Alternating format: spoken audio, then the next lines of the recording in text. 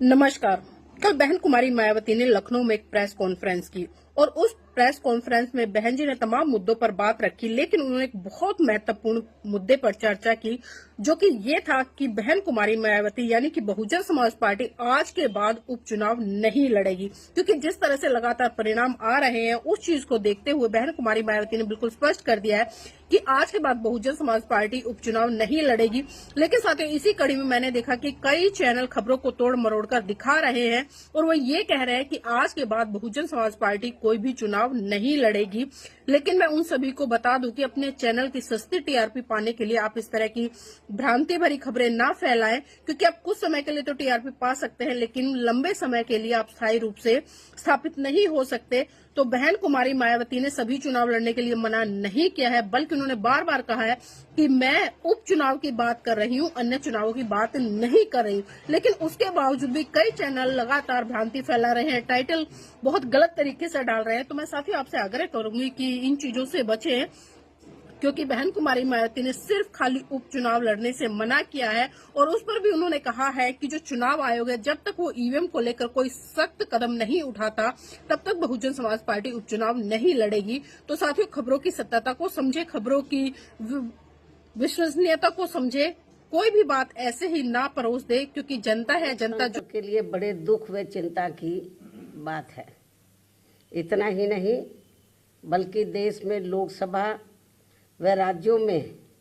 विधानसभा आम चुनाव के साथ साथ खासकर उपचुनावों में तो अब ये कार्य काफ़ी खुलकर किया जा रहा है और ये सब हमें हाल ही में हुए यूपी के उपचुनाव में काफ़ी कुछ देखने के लिए मिला है। और इस बार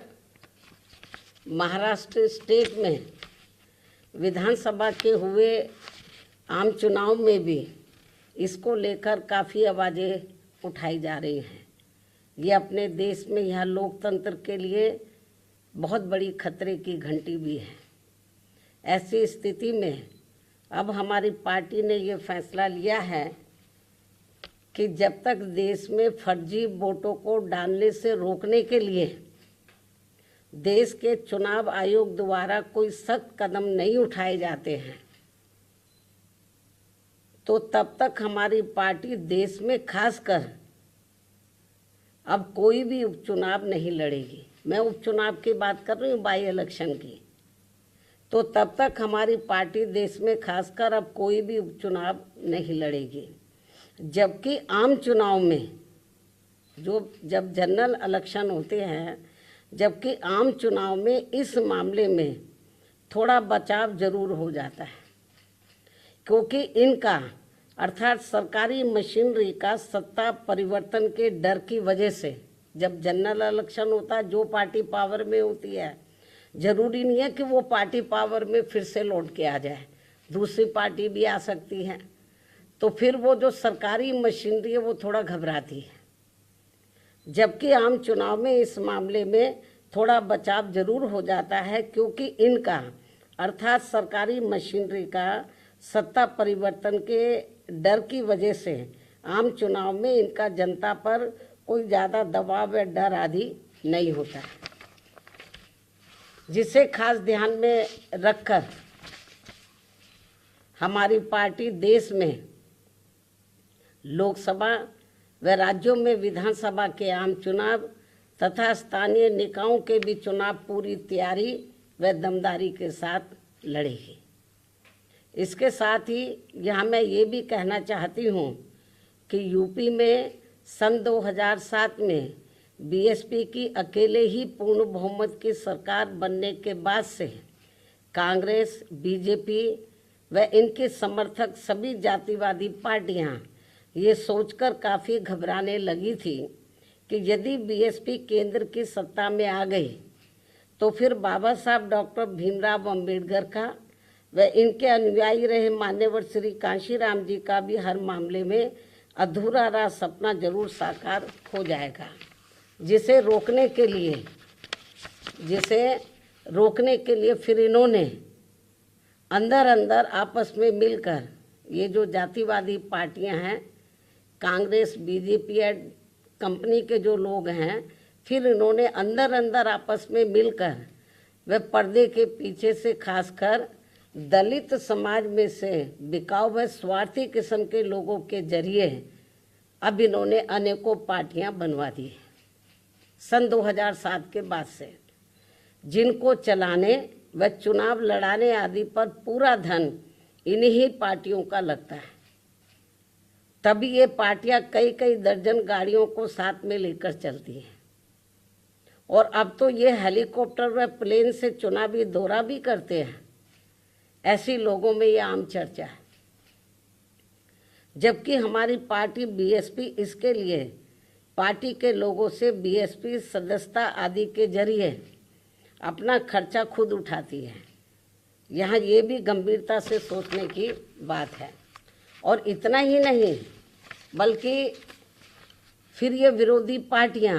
अपने राजनीतिक लाभ के लिए उनके हिसाब से उनसे उम्मीदवार खड़े करवा के अब बीएसपी को कमज़ोर करने में लगी हैं। इसके साथ ही अब तो इन बिकाऊ व स्वार्थियों को मजबूती देने के लिए अब ये विरोधी पार्टियां अपना खुद का भी वोट ट्रांसफ़र करवा के इनके हर राज्य में 1-2 एमपी व एमएलए भी जितवा कर भेज रही है। इसलिए ऐसे सभी बिकाऊ व स्वार्थियों की पार्टियों को अब अपने भोले भाले दलितों, आदिवासियों, अन्य पिछड़े वर्गों व अक़लियतों को भी अपना एक भी वोट देकर खराब नहीं करना है। ये सब हमें अभी हाल ही में हरियाणा, महाराष्ट्र, झारखंड के हुए विधानसभा आम चुनाव के साथ साथ यहाँ उत्तर प्रदेश में भी 9 विधानसभा की सीटों पर हुए उपचुनाव में काफ़ी कुछ देखने के लिए मिला है। ऐसे में अब इन सभी वर्गों के लोगों को इन्हें जाति, बरादरी, रिश्ते नातों, यार दोस्तों आदि के भी चक्कर में न पड़कर अपना वोट ऐसी किसी भी पार्टी को नहीं देना है, बल्कि अपनी एकमात्र हितैषी पार्टी बीएसपी को ही अपना वोट देना है, जिसकी नीतियों व कार्यशैली को इन्होंने यूपी में, यानी कि जो वीकर सेक्शन के लोग हैं, इन्होंने यूपी में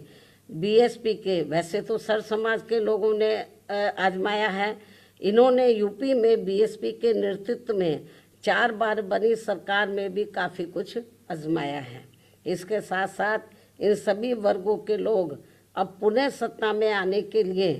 विरोधी पार्टियों की इन सभी साजिशों से हमेशा सावधान रहना है